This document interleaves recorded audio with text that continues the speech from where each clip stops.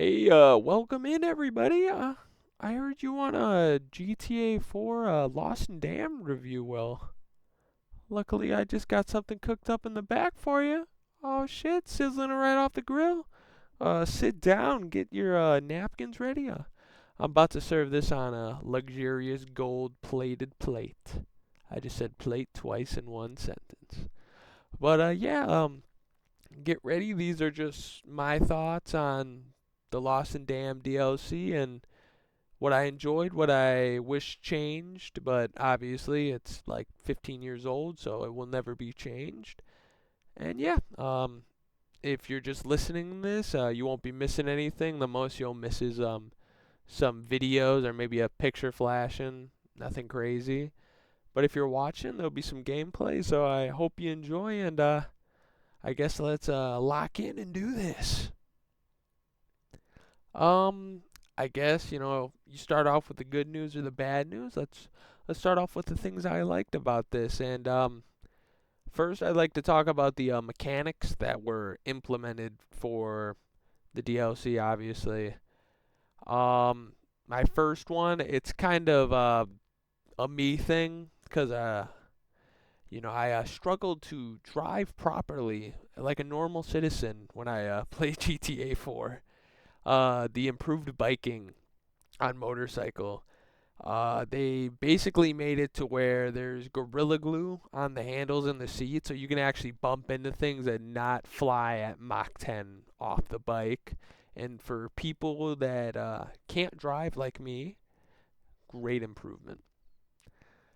Another mechanic that I liked was the symbol, the Lost MC symbol behind Billy when driving with the whole club lets you regenerate health and armor from mission to mission, which honestly was one of my few complaints with GTA 4 was having to basically go buy armor before every mission later in the game because there were so many threats, and if you didn't know where the threats were, then you'd basically just be done for. So I'm glad that they indirectly fix that. The obviously you don't get that the whole game, but it was still very nice that it was in there at all.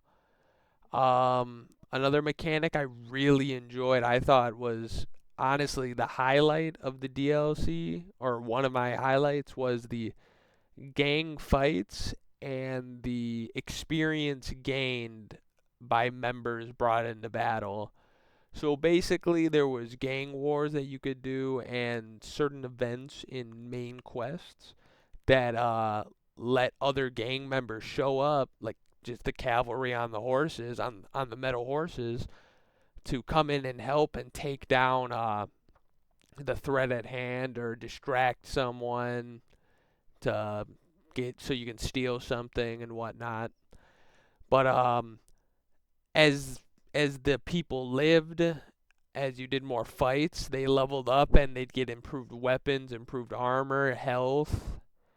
And I thought that was a really cool mechanic, and I wish that was expanded upon more. Like maybe if this character you have, gets to max level, they get some. Obviously, they'll get premium weapons, but I don't know. Maybe they can like come in with a special bike that's got I don't even know, just anything like they jump off and explodes in the first, like that's his first attack or something, like a kamikaze bike except they jump off of it.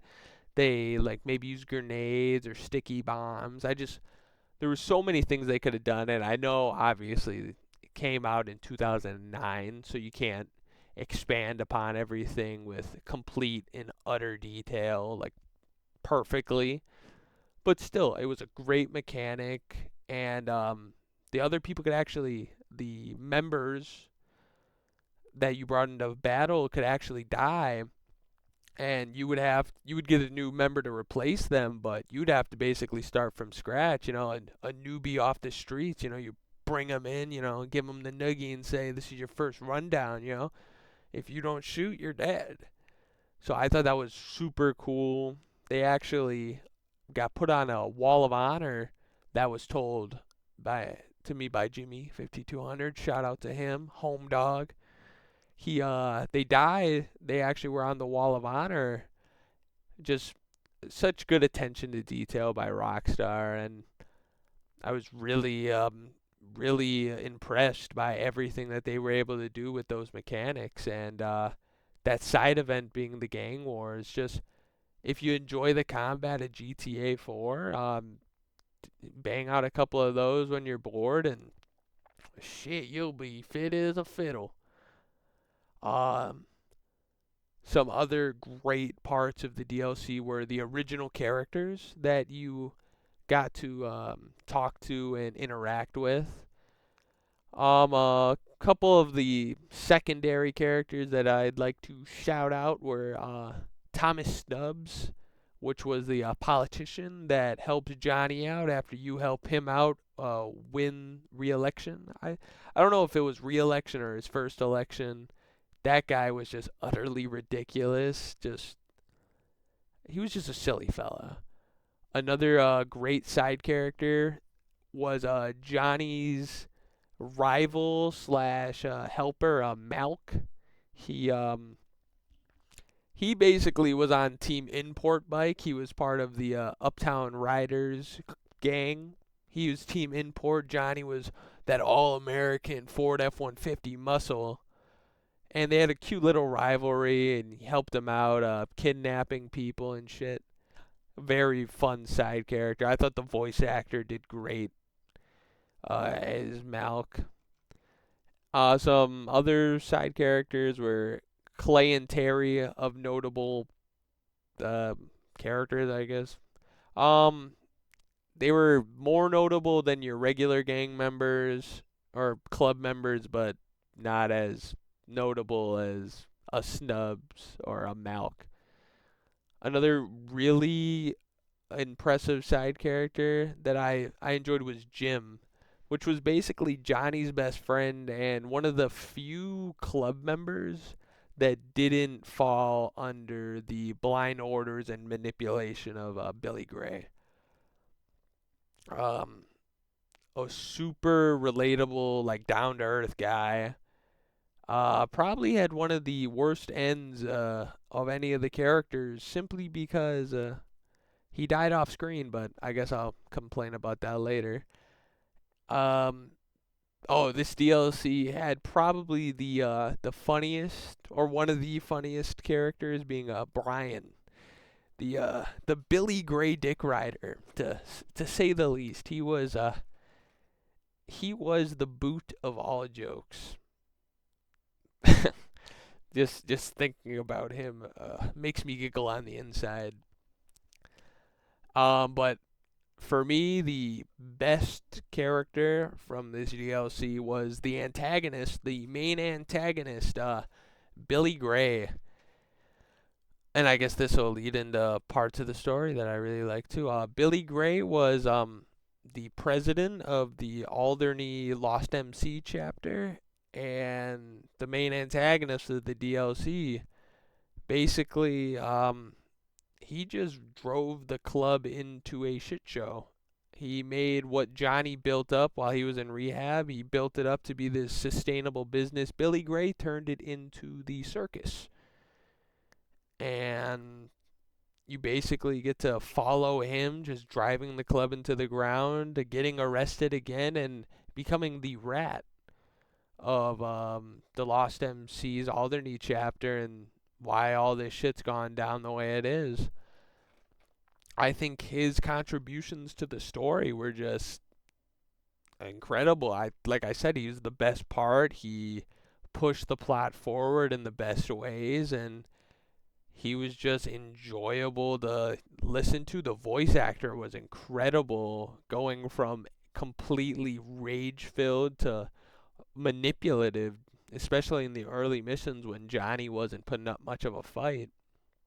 So this DLC had a lot of great things to follow. It had one of my favorite parts of the story, the original parts, the not GTA 4 focused missions, the biker club missions. It had a lot of great missions. The voice actors were great. The supporting cast was great. Incredible mechanics were added. But, for everything great, something's got to be not so delectable. But I guess let's get into the things that I would like to have seen a little different. A little bit of extra time in the oven. And things I disliked. Off the heels of complimenting the story on how Billy Gray was the best part of it, I guess I can say I wish there was more with him. I feel like the DLC focus a little too much on the missions contributing to the main story of GTA 4, which still fun missions gameplay wise. I wish we didn't have as many of like how did we get the diamonds, how did we get the heroin to sell, all sorts of stuff, but I really wish the game focused more on Billy Gray, the gang, and not so much on Niko Bellic being an amazing protagonist. I wish instead of in the mid game, Billy gets arrested, I wish that he stayed and you had almost a gang war between two separate parts of the Alderney chapter of the Lost MC. He gets arrested mid game and Brian takes his place, which it's a great plot. I love that too, getting to fight Brian's guys and inevitably killing Brian because I don't know why you wouldn't kill Brian. You have a very soft spot in your heart for utter losers if you thought Brian was redeemable. Uh just more expansion on that. It was the best part of this DLC and it's okay that it wasn't, but I would have liked to see more. Another thing I wish that got implemented was more friend characters.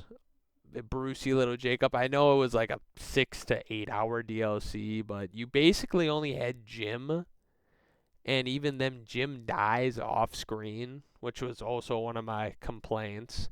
He doesn't die off screen technically, but Nico kills him in the full or in the base game, so you technically get to see his death, but basically he dies. Johnny gets told, and then it's basically like never brought up again. I wish that got a little more fleshed out, maybe a funeral mission like for Francis or Derek, but still DLC, you can't cram everything in there. Um Out of the activities that the extra activities you got to do, there was basically one that I liked and nothing else that I wanted to do. The gang wars were great, like I said in the first section of the video, but arm wrestling was completely whatever, and I got bored within the first match. Maybe other people didn't, and they contribute all their life and time to being the perfect arm wrestler in the world, but doing it virtually. Whatever floats your boat. And then bike or not biking, the races. I didn't enjoy races in the base game quite. They were boring then, and just because you're on a bike, they're not much better now. But for constructive criticism that nobody's gonna hear, I guess for other activities, there could have been a cool shop, customize Johnny's bike more. I think that would have been super interesting to have, custom decals, just anything more. It's such a bike centric DLC, might as well have a rainbow bike that Johnny can drive around. Other activities I would have liked a dating mechanic with Ashley, where you can either take her on dates or maybe she has her own subplot because she didn't have very many missions. But maybe she could have had her own missions where you actually try to get her to rehab and actually get her clean, and maybe you could get a different ending with her. Not like Billy would have survived and Johnny would have forgave everybody and became a pastor, but maybe she could have lived and or I guess she didn't die, but they could have lived together and Johnny actually had a happier ending. Another activity I would have loved to see was bar fights. Actually, I thought that would have been a perfect mechanic or a perfect thing.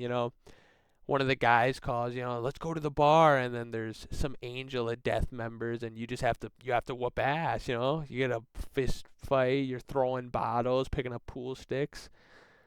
I thought that would have been really cool. It would have suited the DLC basically perfectly. Yeah, just more activities.